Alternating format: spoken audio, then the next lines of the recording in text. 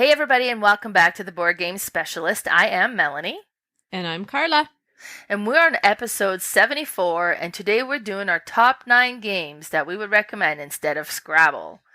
How was this list for you there, Carla? I had a lot because I love my word games, but I did cut out games like I kind of limited it to games that literally involve spelling, like Scrabble, Oh, okay. which wasn't necessary, but I did have, I think all of mine, yes, they are all have to do with spelling. So that, because I had a bunch of other just word games, but then I kind of was like, I think I can narrow it down to actually spelling games. So, but it was fun. I love all these games, so it was tough to get which one was 1 and which one was 9. What about you? I took a different approach on this one. I have a bunch of games on here that are not word games. I've kind of taken the Scrabble in two sides, right? Where you're trying to create the connections and the lines, and then I've taken like the word side of it. So I've got kind of a mixture of that. Yeah. Some of them you'd be like, really, Melanie? But we'll see. We could debate that when they come up. But before we get into that list, what have you been playing lately? Well, last night we got to finish our little legacy or campaign game, whatever you call it, called My City Roll and Build. Now we played the big version of it called My City. It's not big; it's just an actual board game as opposed to a roll and write. And what you're doing is you're playing these games in sequential order, but they continue on, and you build up your board, and then it changes every game, which is really neat. But they're like 15, 20-minute games. So you never just play one. You're like, okay, let's play like 2 or 3 of these. So the My City Roll and Build is the same thing, only you're just using pencils, right? Or colored pens. And you continually will change the game, but you get a new sheet every time. So it's a different game every time. So there's actually 12 games, so 12 pads of paper. And you start with the first one, and the game gets like a little bit more difficult and changes. And it's different than the actual board game. So they didn't kind of do the identical thing. But you start with, you have 3 dice that you roll, and it'll show different shapes on them. And so they're just, they're polyominoes, but very limited kinds of them. And so then you have to like fill them in on your sheet. And you have to start near this river because there's this grid on the top. And you're trying to fill in your whole sheet, but you're also trying to put certain buildings next to other buildings. You're trying to, like, in some places, cover up different icons or surround different things. And it's really interesting because sometimes you like get yourself into a spot where a big square comes out. So it's like 4 squares have to be filled in, and you have no spot for it.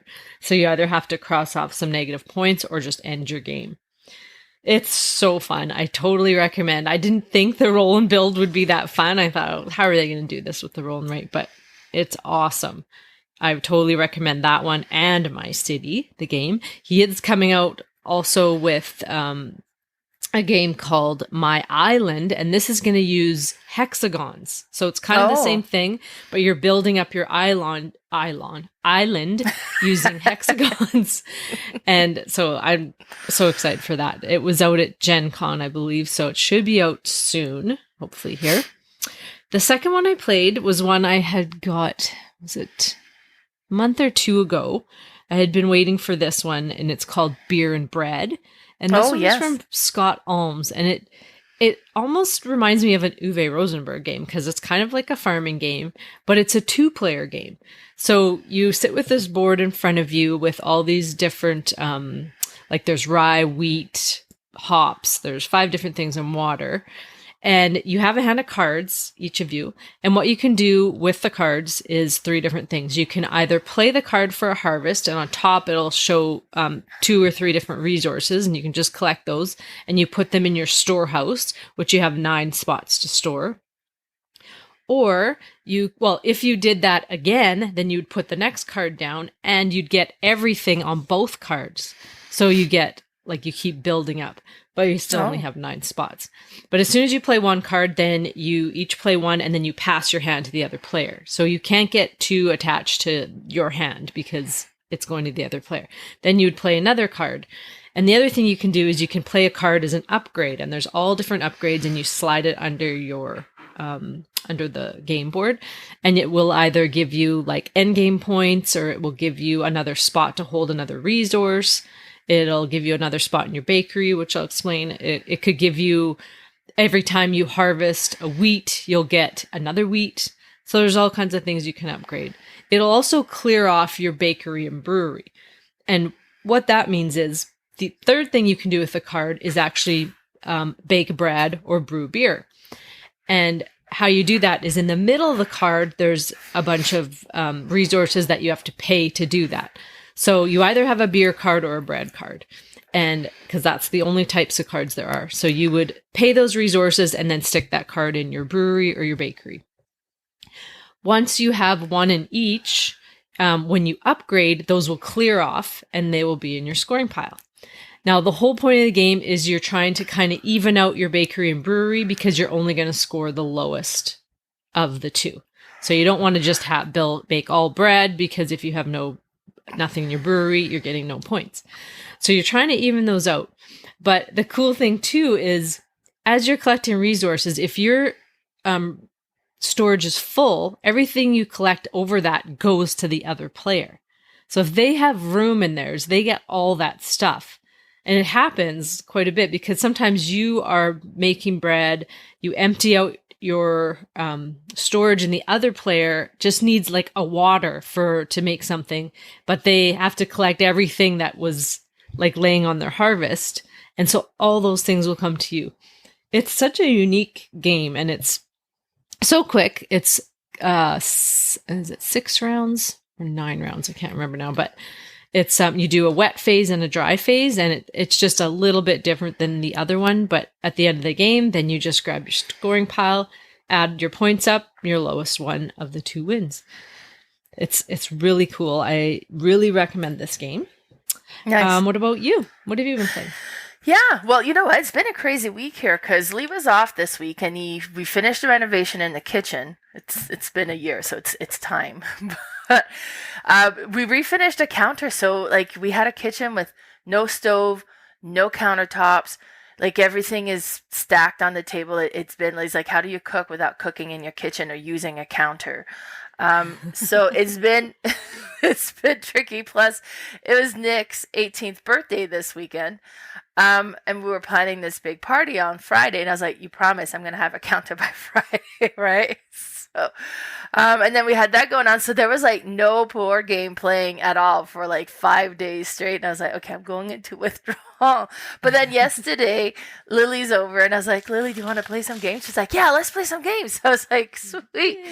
So we ended up playing Argh. Argh, which is like a card game that I had bought her for Christmas. And these are like massive cards, like they're huge tarot cards. And it's a game about the animals are revolting and trying to go after the humans. But some animals are still loyal, and so you get 3 decks of cards. And on your turn, you're going to draw one from either the home pile, the garden pile, or the lab pile. And then you'll have a card, and there'll be like the artwork on it. But then the card will either have like positive points, which is points towards the revolt, or negative points, which will count against, or it'll be a bomb piece, or it'll be like a spy or something like that. So, and then you're going to look at the card, and then you're going to either put it face down in front of you. But if it's face down in front of you, the other player at some point could steal that card. So if it's something that's really good that you kind of want to keep, you can kind of pass it to the other player. Like, okay, I'm going to give this one to you. Because if it's a bad card, it's like -5, you're going to be like, I think I'm going to give this one to you. You know, like, so then the other person has to decide whether they want to take it or not. But it's like, okay, are you giving it to me because it's negative points? Or are you giving it to me because you're trying to get me to say, no, thanks, I don't want it, you keep it, so that you have it face up and nobody can take it, right? Because if the other person says, no, I don't want the card, then you have to put it face up in front of you. And if it's face up in front of you, nobody can steal it. So if you have really good cards, you're going to try to get the other person to refuse the card. But if it's a bad card, you're going to try to pass it to the other player, or you're just going to put it face down. And then to win, it's at the end of the round.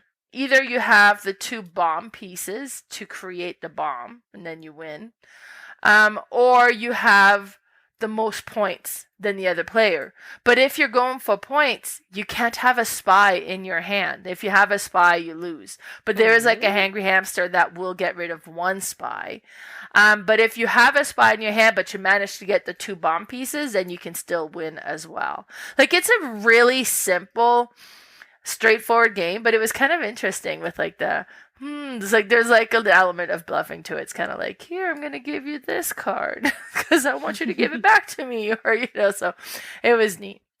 And then after that one, we played Carpe Diem, me and Lily, and oh my god, I am impressed with this one. This is a great game. You have your player board, and on your around your player board, you build this kind of frame that puts together like puzzle piece. And then these frames are going to have like a couple of scoring goals on it. So your playboard's like a grid, and you're going to be adding these tiles to it. And the tiles will have like either roof of a building, or like a field of some sort.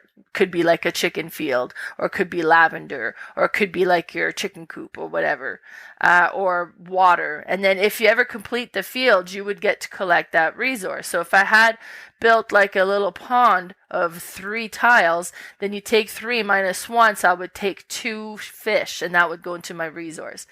But it's super interesting because you have this almost rondel that has like all the tiles onto it, and then you have your little worker placement meeple, and you can go like on one side or the other. So okay, well, I'm going to go on this side, I'm going to collect this tile, and I add this to my tableau, and I'm trying to create this.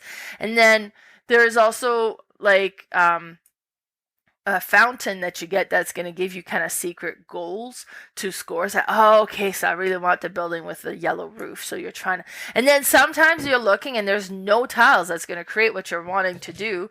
I was like, okay, well, I want to do this. I'm going to move this way, collect this so I can start getting my villa together. And then I need to go grab that piece to complete it. But then Lily grabbed that piece, and it's like, oh no, there's no piece for me. But it is really neat, so satisfying. It was so fun.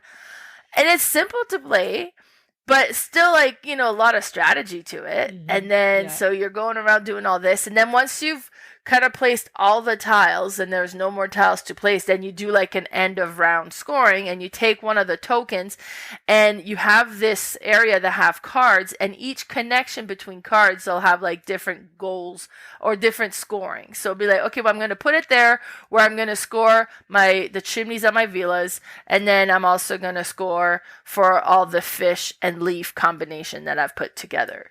And then you can kind of score on that. But if you put your token on something that you can't score, in the first round, honestly, we had no resources yet, so I'm putting it on there, and if you score and you can't complete the score thing, you have to give some of your victory points away. Like you lose, it's -4 points, and you have these cards that keeps track of your points, and then as you like score, you can collect some points, and then it's at the end of the game whoever has the most points. But I was so impressed with this one. It was so good.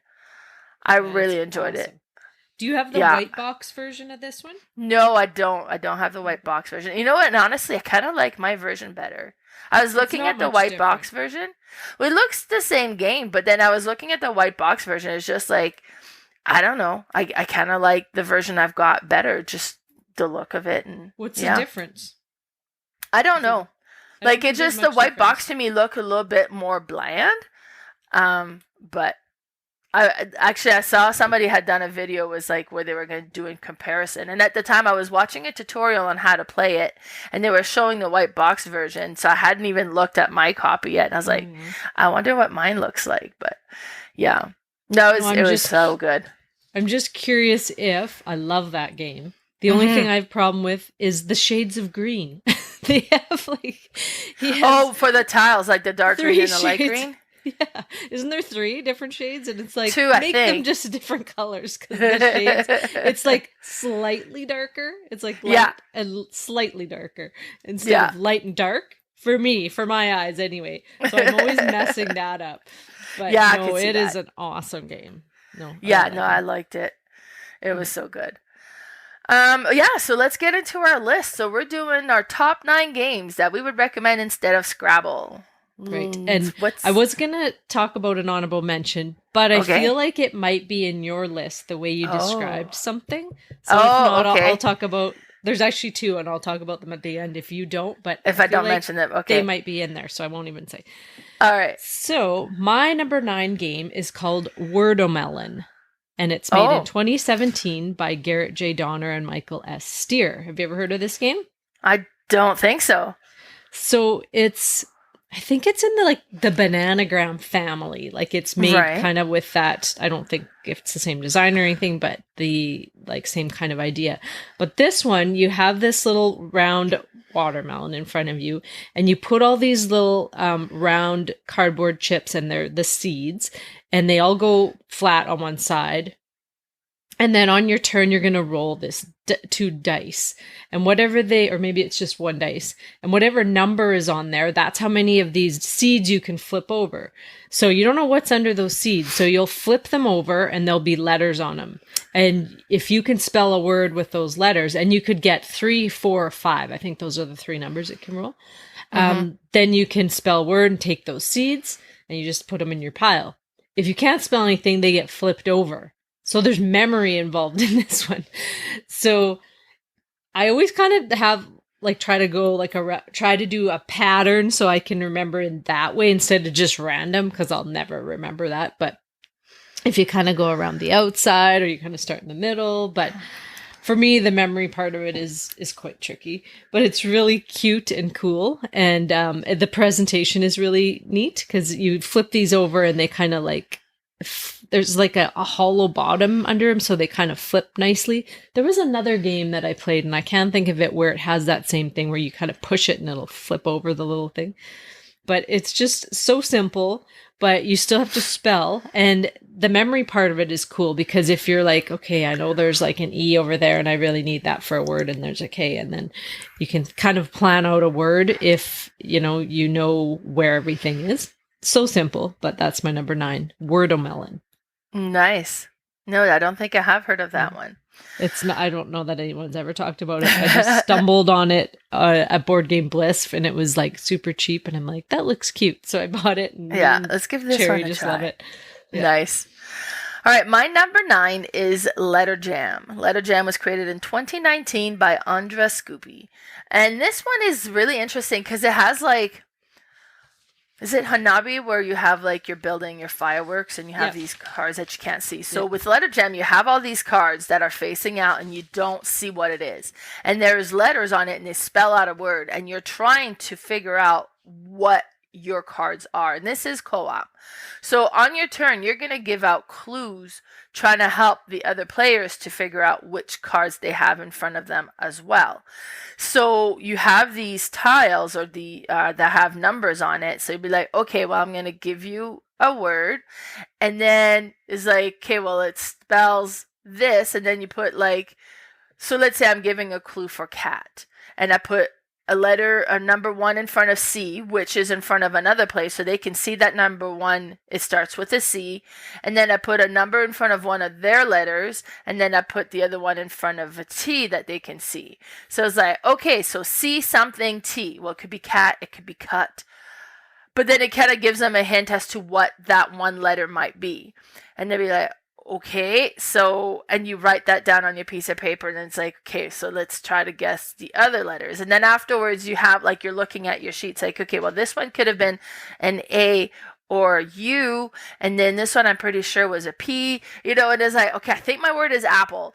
And you're going through, but it's really tricky giving out these clues. And so kind of trying to come up with a word combination that's going to use letters that they can see and some letters that they don't see so that it gives them a hint as to what their letters are. But it was really interesting. But yeah, it's a little tricky to come up. So having a vast vocabulary, kind of trying to be oh, okay, I think. And then also it's well, is it cat? Is it cut? There's different options that it could be. So it was neat. So that's my number 9, Letter Jam. Yeah, that's a really good one. It's such a unique like design. Like who would have ever thought that would work? You know, right? Like trying to spell words, but yeah, it's really cool. All right, my number 8 is called Shh. It's made in 2015 by Chris Handy. Now, you have this game, I'm sure, because it's in the little Paco box or Paco game, Pacoverse game, and it's in a little tiny like gum pack. And when I say gum pack, I mean like the old juicy fruit gum packs that are not like our flat rectangle ones, just really tiny. Smaller. Yeah. You could probably bring 20 of these games in a tiny little box, perfect for travel. But this one's really neat because you deal out a hand of cards and then you have all the vowels in front of you. And then you have some 3 like strike cards. I can't remember what they're called. But on your turn, you're just going to play a card from your hand.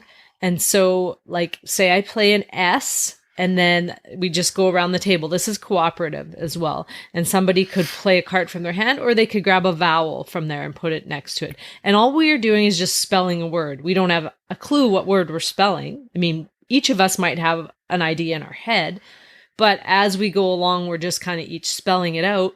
And then once like it comes to me and it's an actual word, I can give a thumbs up and then we'll score that word.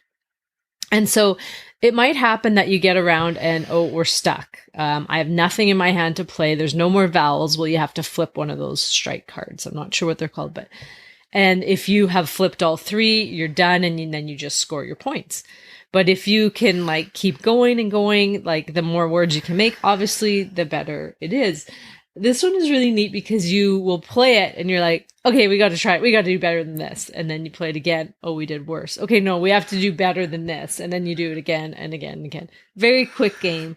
So simple, but such a neat concept with just that little tiny pack of little cards. It's my number 8. Shh. My number 8 is shh as no well. Way.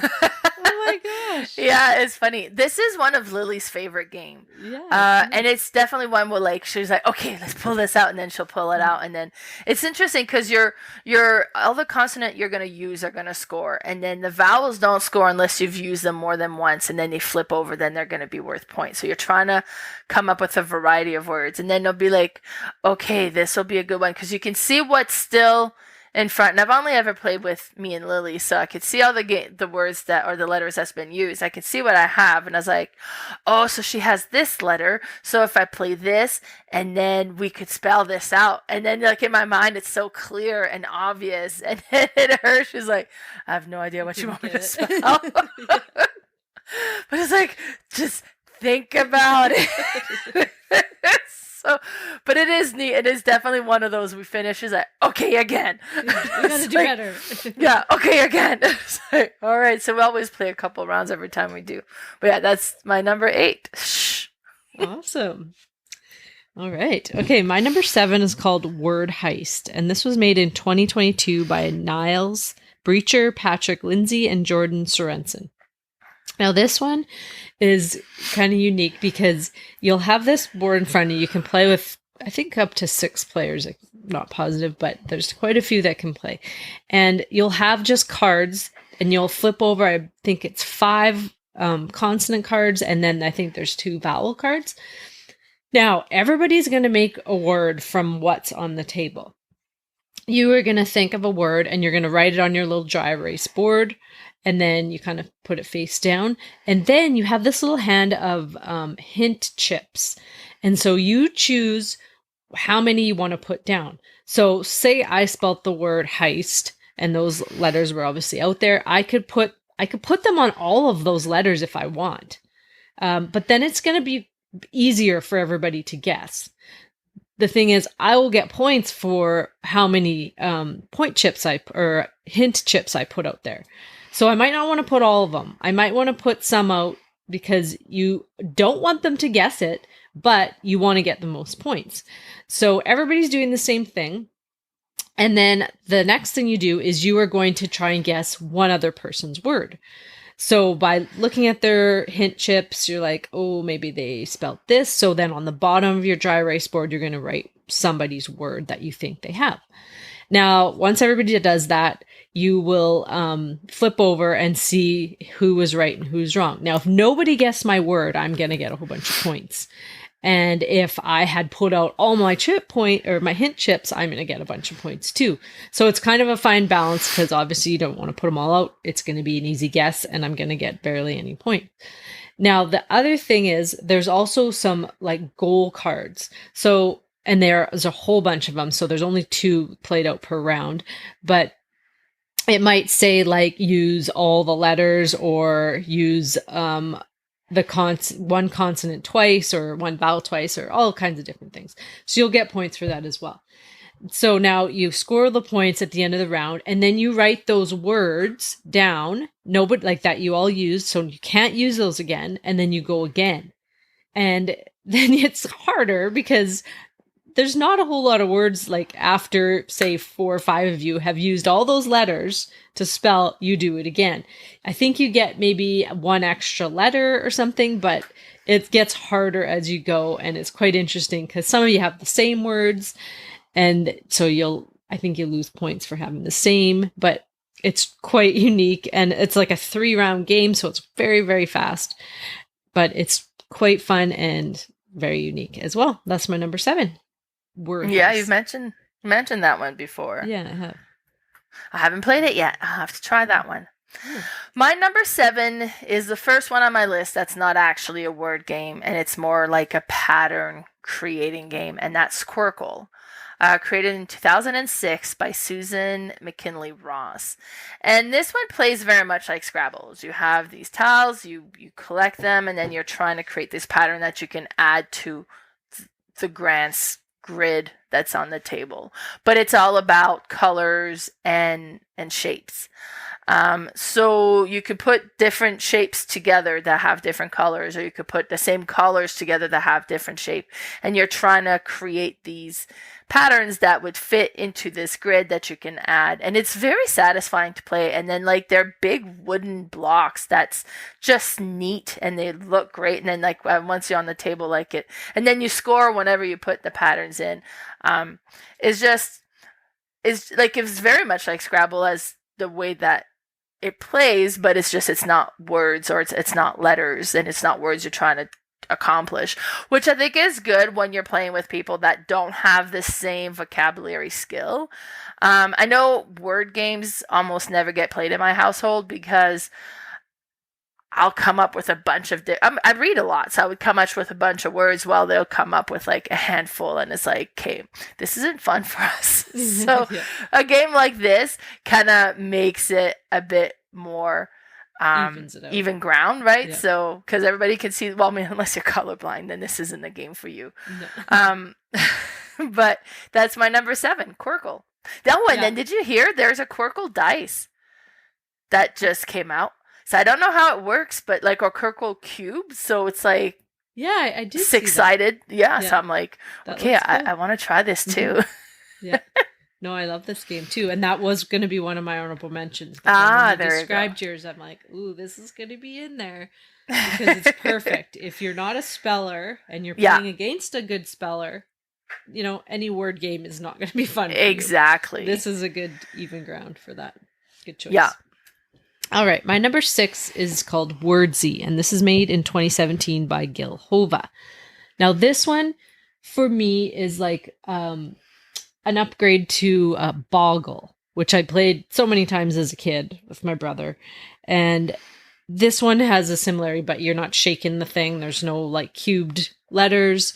It's just cards, and you'll put out a stream of letters, and then you flip the timer and you are racing trying to make as many words as you can. Mostly you want to get the longest words that you can. Timer's done, or the first person who's done, they get like I think they get a little extra point, and then we like score all the words, and you score them like the longest word gets like a extra points or whatever. But then at the end of the round, you're going to slide one of those cards over and put another card out. So it does change from round to round. It's not all the same letters. This is a game that I actually gave away, and it's one of the only, well, not one of the only ones. There's probably been a couple, but that I've sold or given away and now I want it back. I want to find it, and I can't find it. Oh no. So I scour used like sites and stuff, and I'm like, somebody's got to be selling this game. You can't buy it new anymore. But what happened was there was this school up in the Northwest Territories that was, I think it might have been during COVID too. I'm not positive, but they were asking for games because they had a game club and these kids kind of needed it. And it was through the content creators called Ant Lab Games. They were asking people to send games. And I was quite a new gamer at the time, but I was kind of transitioning from simpler games to more complicated, and I was like, I don't need some of these simple games, and I got rid of so many good games there. But they did at least go to a good cause. That's a good cause for sure. But now I'm trying to find that game, but it's really neat, and that's my number 6, Wordsy. Nice. My number 6 is another one that's more about creating the pattern, and that's Rummikub, created in 1977 by Ephraim Ertzano. And this one is just so satisfying. I mean, like, I've played Rummy with cards, but the tile one is like, you get that plasticky tile and it's just so satisfying. And you have all these tiles in front of you, and the goal is trying to get rid of all of your tiles by putting them on the table and creating these patterns. So you can create, like, you know, if it's like 3, 3, 3, 3 of different colors, you can put that out. And it doesn't interconnect with each other. You just create different pattern. If you have like 2, 3, 4, 5 of the same color, then you could put that down. What's interesting is you really want to pay attention to what's on the table, because you'd be like, okay, I'm going to put this down and I'm going to steal the 5 over here. Now this kind of breaks that suit there, but it's okay because I'm going to add this other 5 over here and this other 5 over here, so then this is all good and it still all works. And then so you start kind of, and just how you're going to like come up with these, rearranging these patterns to be able to kind of get rid of some of the tiles. And then if you can't, you add a tile to your things, and then you kind of, and then you at the end is like when somebody goes out, you score what's left on yours own little, because you have like a little tray that holds them up, so you could score what's left on your tray, and then you kind of, but it is such a satisfying, I mean, this is an old game. It's been around a long time, and then Rummy's an old game, and I mean, this is one where you're just kind of creating the pattern, so there's no, it works for everybody, but it's just to like staring at what's out there, and then sometimes it'd be like, oh my god, I haven't gotten rid of anything. Lee's got rid of half of his tiles, but then it's like, oh wait, I got what I needed. Then you can start getting a bunch of stuff out, and then like it can change quickly, but it's so satisfying to play. So that's my number 6, Rummikub. Yeah, this is a very addicting game, and it's the manipulating of the table, which is the fun part, because you could go and move things around and get rid of all your tiles, and someone did not see it coming, because you're like, what? How did you move everything around and you screwed everything up that I was planning to do? Right. But it's a fun game. I really like it too. I had bought a version from those Michelle games? Remember those ones those wooden games I was talking about that you buy from Quebec or whatever, and they make all these wooden boards. Well, they had like these really nice wooden board holders for the tiles, and these really big, nice, chunky tiles. I love it. I love playing that one. Good choice. All right, my number 5 is called Word Domination, made in 2017 by Jeff Beck. Now, this game is interesting because it combines spelling and area control. Didn't think that could happen. But you have this grid in front of you of different letters. They're like square tiles, and you just randomly put out these letters. And then you each have one, and then on your turn, you will take that tile you have and you will add it to the grid on the outside somewhere. Say I have an E, I'll just put it wherever. And then I'm just going to spell a word. I don't have to connect things when I'm spelling. I can just spell from the whole grid. And then you all have these little player chips, and they're like little tiny blimp meeples.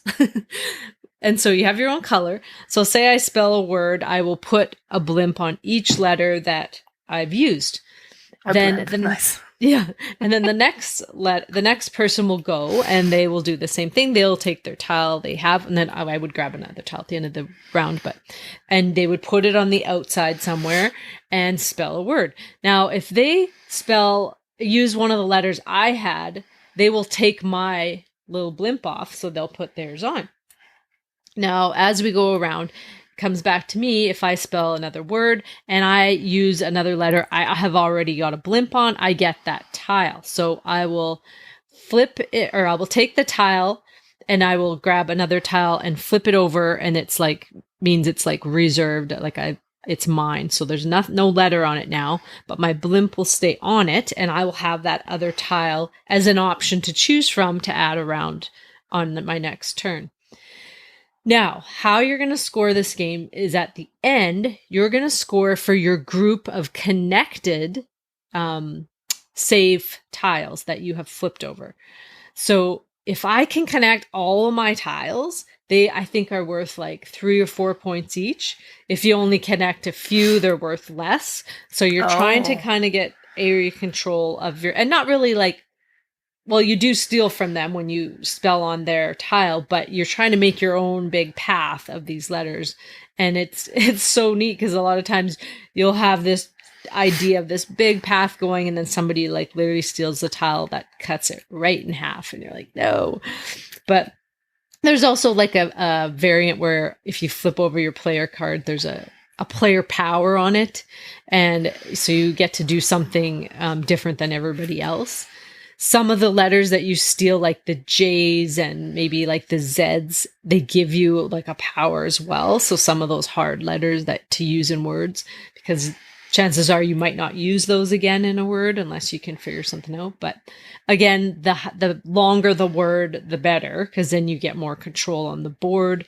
It's so neat. I've only played a 2-player game. I would like to try it with more people because you would be constantly knocking each other off.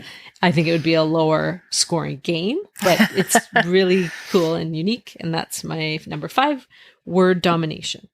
That does sound neat. My number 5 is a tiny game. Like, I think this is 2 inches by 2 inches in a little tin box. Like, it's small. But once you play, it spreads out and it's not small anymore. But that's IOTA. The version I have is like the French version, and it's called Quattro. It was created in 2012 by Gene Mackles. And it's very interesting because each card are unique. So there'll be a shape to it, and there'll be a color to it, and there's dots in the middle that'll associate a number to it. So you're going to be creating these patterns that you're going to add onto it. Now, you can create pretty much a pattern with anything. And the 2 cards you put together creates the rule of the pattern. So let's say I put 2 cards together. They're both triangles. They're both yellow, but they have different numbers. So then that means anything that goes along with that is going to have to be a triangle that's yellow, but that's a different number to meet the rule of that pattern. Now, if instead I had put 2 together and it's like different shape, different color, and different number, then the rule for that pattern is nothing can match. It has to be a different number, different but that you can put all these different patterns together, and then you're adding them to the board and so you're looking at the cards you got, trying to be like, okay, where can I fit this in? And then you score and then if you can kind of say, okay, well, I'm going to add this in at the end. So it creates a row of 3 here, but I tagged along to this row of 4. So you get to score the 3 and you get to score the 4. And then you kind of add that to your score. It's a tiny, tiny game, but by the time you're done playing, your table is filled with these cards. But it is so interesting with like the different patterns you can create. And it's just, anything can be a pattern, but it's just gonna, and then sometimes be like, okay, I'll add that there. It's like, ooh, you can't. That's the same number as this one. It's like, oh, darn it. Right, I can't that. And then it's like, okay, what else could I do? Like, it's very neat. And this is one that we've played a lot. And it's just satisfying to play. And it's just looks so cool. And it's just tiny, tiny, like it's so small. But it's great. And that's my number 5, IOTA. Yeah, this one is a good one. I have this one too. I've only played it a few times though, but it's cool. All right, my number 4 is Jabuka, made in 2019 by Martin Rosaki. Now this one is, I feel like, an upgraded version of Bananagrams. So but you're not racing to do the quickest. It's you kind of go turn to turn. So you have these little cocoa beans that have letters on them. And the unique thing about it is the letters aren't all the same way. So how to explain it, like the M might be, or they're all the same way, but the M could be used as an E if you flip it on its side. If you know or what W I mean. if it's upside down. And yeah, or a W. So like the letters can be manipulated that way. So they're all face down to begin with, and I can't remember how many you grab at the beginning, or you flip over at the beginning, sorry, and then everybody can just grab and spell words. So you grab from the middle and start spelling words. But the cool thing is, if I have like something that from your player side that I can add on to mine and make a bigger word, I can take it and put it on mine. So you can kind of steal from each other instead of just building your own.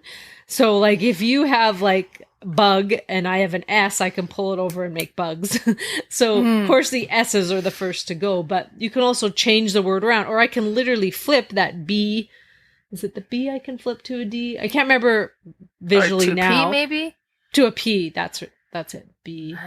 P. There's something. Maybe. There's a bunch of things you can flip around. But anyway, it's quite neat because you have to think almost abstractly as well as just spelling. It's not just spelling. It's like, I can turn that and make this into that. It's really neat. And the little cocoa beans are so nice, and it comes in like a coffee bag sack. So it was so neat. And I bought this game at full price for, I think it was $24.99. And then when I was at Chapters one day, they had a bunch of them on sale for like $4. So I'm like, yeah, what? I'm buying these. So I bought them and I Christmas used them as gifts. gifts. Yeah. And the thing is, though, I gave them to people who are like non-gamers, and I don't think they appreciated them. And I'm like, no, I wish I had those. Sometimes it's almost like, okay, friends. I'm gifting this to you, but we need to sit down and play it so you know just how good this is. Exactly. I'm like, do you know what you just got here? You got a really good game. And we were doing a $5 gift exchange, like kind of thing like that. But wow. They were awesome. And I don't know why they were selling them. You can't, like now, there's back to $25-$30 on Amazon or whatever, but nice. It's such a neat game. That's Jabuka. Nice. My number 4 is one of those games that if I like say, okay, I'm doing games instead of Scrabble, this is my game, you'd be like, what, really? But there's a link. So it's Arboretum, created in 2015 by Dan Kassar. And in Arboretum, you're collecting all these different trees cards, and each card's going to have a different number, and you're creating this path in your forest, and you gotta start with like, because you're going to be scoring these paths, and it has to follow numerical. Now it can skip numbers, but it's gotta stay within numerical order, right? So if you have a 1 and you've put a 2 and then you've put a 4, you can't add a 3 afterwards. Like you gotta follow the path. And then if it's all the same trees, like the same species, that's going to give you more points, but you can kind of jump from like, maybe this is like I don't even know what, there's a maple tree, and this is a pine, and then this is another maple tree, but then you've got pines going this way, so you actually get to score this way and then score that way. But what's really interesting is at the end of the game, once you've created your path, you only score the trees that in your hand you have the most value from the other players. So maybe I've created this great pine path, and then I've kept like a pine number 5. I'm like, okay, this is going to be great. I got a number 5. And then they have a number 6. Well, then they get to score their pine. I don't get to score mine. And maybe they didn't even build it.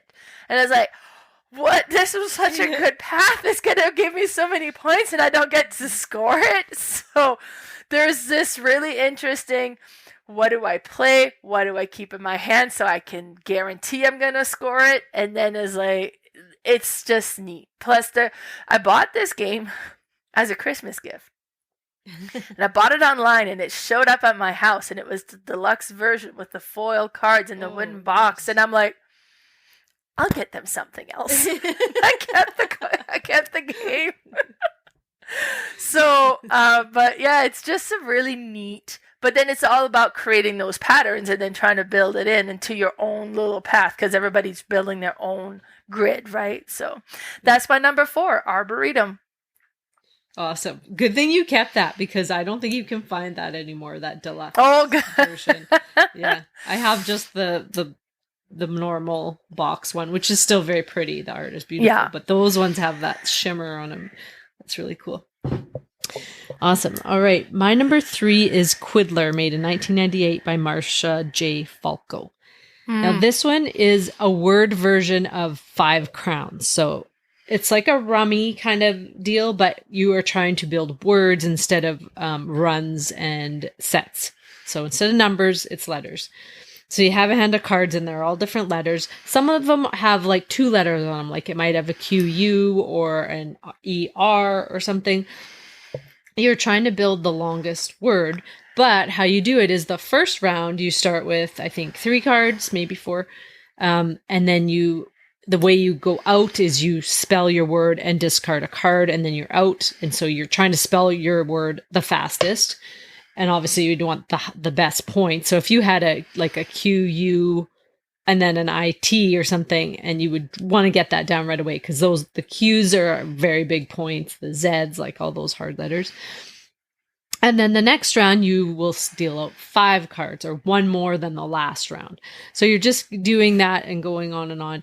And then if you get people, you go out and they can't spell word, all the cards in their hand are going to be negative points. Or points. You're trying to have the lowest amount of points. So you're trying to get people to have to score their hand.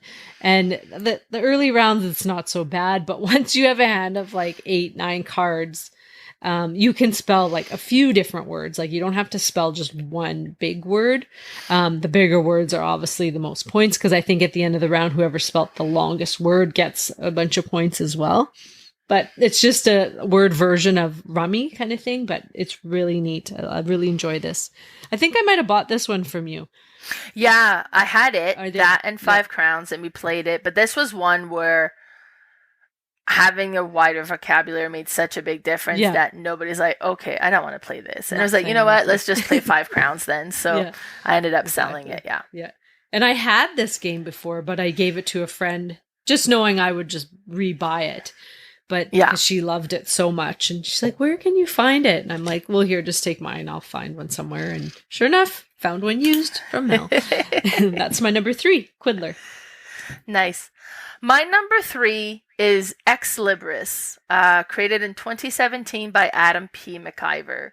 And this is one where you're creating a library and you're collecting these tiles that have books on it. And it's really interesting because you got to add them to your grid, but you got to maintain the alphabetical order, and then you got to maintain numerical order as well. So if you have like A1, then A3 would have to go after, but then if you have an A2 afterwards, you can't reshift it, so then you're gonna have to dump that one or not get that one, and you're trying to create, and then you create a grid where you got books on the bottom and in the middle and on the top, and then so you're creating this library. It was very interesting, and I really enjoyed this one.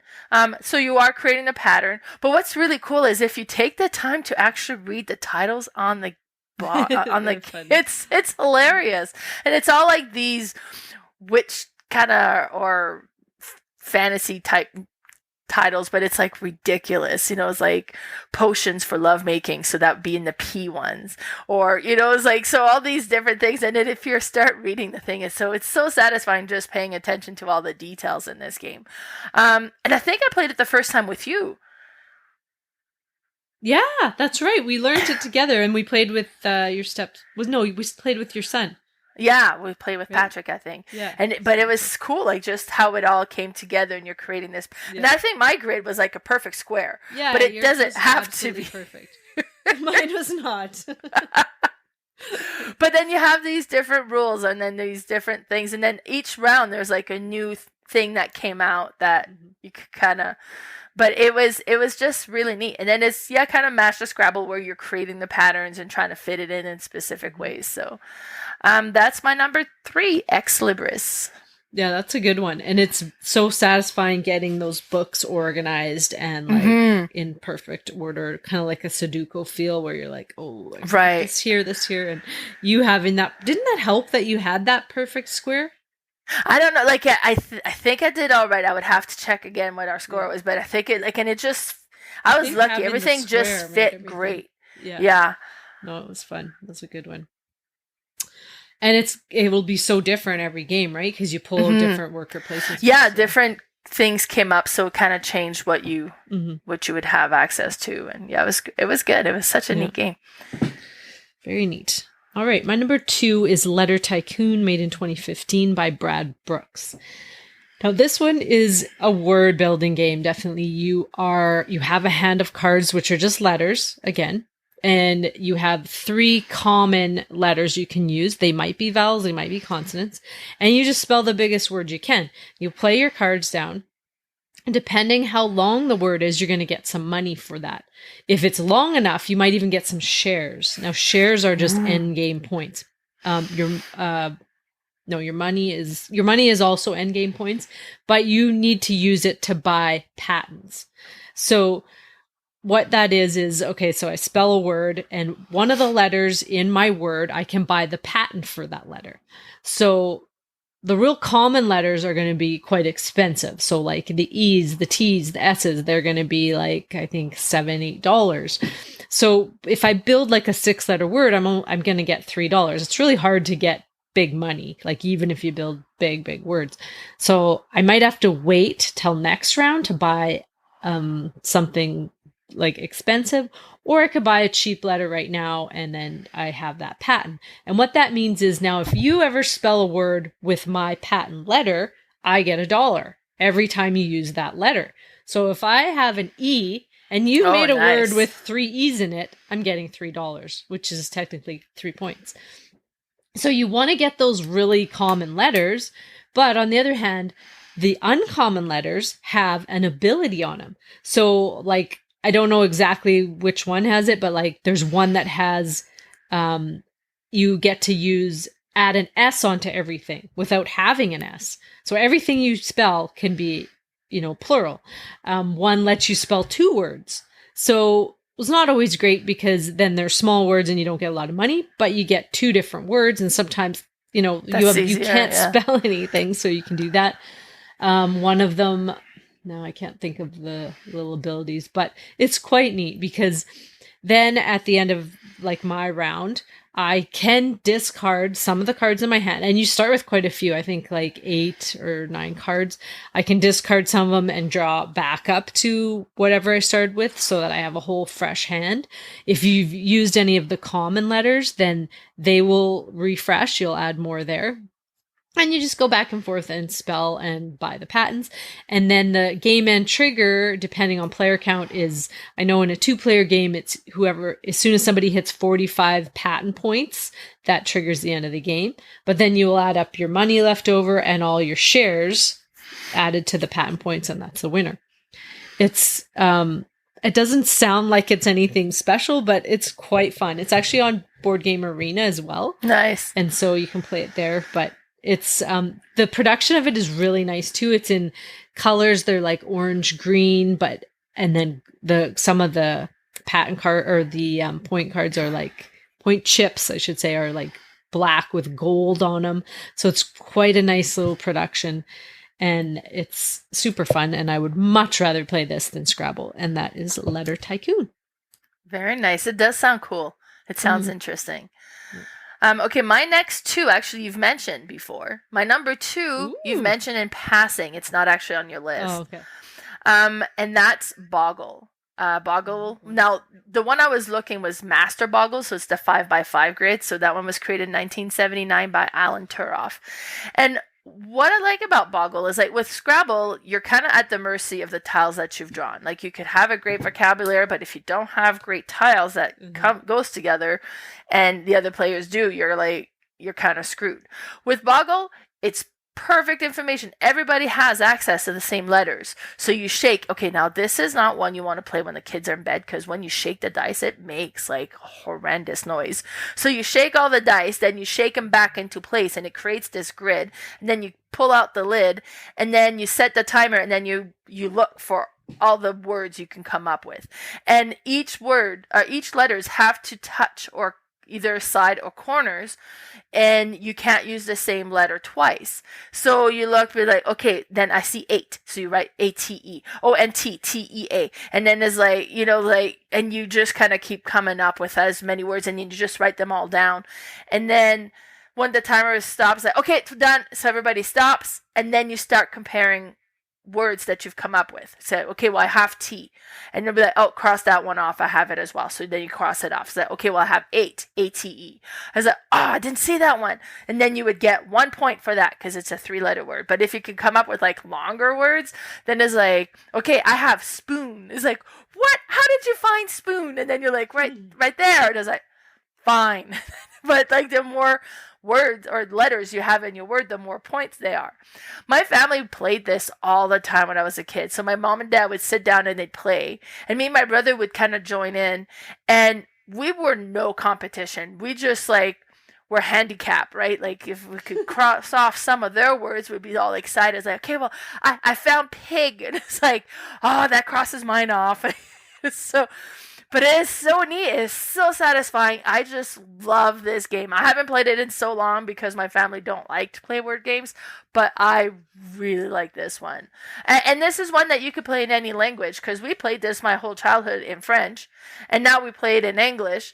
So it's versatile in that way. But so yeah, that's my number 2, Boggle. And so you said you have a master one. So is it normally 4x4? It's normally 4x4, and the one I have is 5x5. And Amy was telling me there's actually a 6x6 out there as well. Oh, really? So it just kind of gives you more letters that you can kind of work with. But yeah. Wow. Cool. Awesome. My number 1 is Paperback, made in 2014 by Tim Fowers. Now, this one is spelling and deck building combined together, which is so cool. It's the cards are just letters basically, or they could be a wild one. So you start with, I think it's 3 wild, and then 6 or 7 main letters, because you have a deck of 10. So, and then you'll shuffle that up and you'll grab 5 cards and you're going to spell a word with them. You do have 1 common letter you can use, and if you use all your letters, you're going to get at least $1 for each of those. Except for the wilds, you don't get anything. Now, I'll spell a word, and then I say I got $4 or 4 cents it is out of it. Then there's a whole bunch of cards in the middle that you can buy. And they all have different cent values. So like I think they do start at 1 cent. There is something you can buy for 1 cent. Maybe not. It might start at 2, but then it goes up to like 7, 8 cents. So the first couple rounds, you're not going to get, a lot of money, but you might as well buy something because it's, your cards just go away. It's not like you can save that money at all. So what you do is you'll pick up a card and that'll go in your discard, and then you grab your 5 new cards for the next round, and so on. Now with the common letter, once you can spell, I think the first one is like a 7 letter. The first one to do it gets to keep that common letter, and they get to put it in their pile. The other thing is, once you get like a certain amount of cents, you can buy these, I can't remember what they're called, but they're point cards. And that's all they are, is just end game points, which clog up your deck, kind of like in Dominion. But they're points. And that's how you'll trigger the end of the game. So you kind of have to think, okay, am I going to buy those now? Or am I going to build up my deck to get good stuff in there so that, after a while, every round, I'm just going to be able to buy those. It's kind of a balance. Like, what do? I am so impatient that I don't build my deck because I just want those point cards, but then I clog up my deck. So it's quite interesting. I have played this with my non-gamer friends, and they really liked it. It did take them a while to get it. I don't know. It seems very simple. The deck building aspect, maybe? Maybe. If you're not a gamer. Yeah, I guess. But I was just like, you just pick up 5 new cards. Oh, okay. It was really hard to explain it to them, but yeah, they did really like it in the end. It was quite a long game, but it's a really good 2-player game because you can go back and forth. And the other thing on the cards is some of them will say they have abilities. Some of the cards that you buy, the letters, some of them will have like an ER, an STR or something, a TER. So they're like multiple letters. But some of them will be like attack cards. And I can't remember what they do because we usually don't use them, but it'll be like that. The person has to discard one of their cards from their hand. So they're stuck with only 4 or something. There's cards that'll say +2, you can pick up 2 extra. So you're like, if you can get 7 cards at once or something. And if you have a few of those, like if you can pick up 10 cards and spell a 10-letter word, you're going to get some big money. But it's really cool. There's actually a paperback adventure game that is, I don't know if it's strictly solo, but I know there's a big solo campaign of it. I'm not sure how fun that would be solo. I know this is played solo and I have played it to kind of learn it. They also have like a sequel to it called Hardback, which is really cool too, because then there's something about like ink and erasers. And so you can kind of, if you don't buy anything, you can take this like ink and then it adds on to like letting you pick up more cards, and it has some different elements to it, but I have both of them as well, and they're both really cool, but paperback is the easiest one to explain and the first one. So I listed that one, and yeah, so that's my number 1, paperback. Nice. This would have been my honorable mention for the only fact that I've purchased it like 1 or 2 years ago, but I haven't played it yet. Ooh, but I've heard such good things about it, and then I was like, okay, I really want this game, and then I got it, and I still haven't played it just because my family doesn't really play board games. Yeah. So, but it sounds so intriguing, and it sounds so good. So it's like, and then we've talked about the game. Yeah, Wednesday maybe. Yeah. Okay, my number 1, you have brought it up. It's a crossover. It's on your list, and that's Wordsy. Wordsy was created in 2017 by Gil Hova, and then I love this game. This is my favorite word game, and I like it because it's very even ground. Like each game, like you have two letters that's going to score 3 points, and then you have 2 letters that's going to score 2 points, and then you have 2 letters that scores 1 point. And you're not limiting to those letters. You can use whatever word you want, whatever word of the alphabet you want. So just the fact that no limitation makes it that it's so accessible to everybody. And I've played this with my family, with my kids, and then they'll come up with like, okay, I'm doing cats, CATS, and they score like as much as my like super big fancy word that I've come up with, and it's just like, oh, actually, you get more points than I do with your cats. Just because it's the combination of letters that score this round.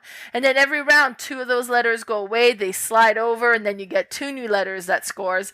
And now it's like, okay, so, what do I want to come up with? And you can't use words that you have, and then you kind of write it down on your thing, and you compare. And then, yeah, if you're the first one to finish, then you take the thing, and then if you have the highest point, and you were the first to finish, and you get bonus points as well.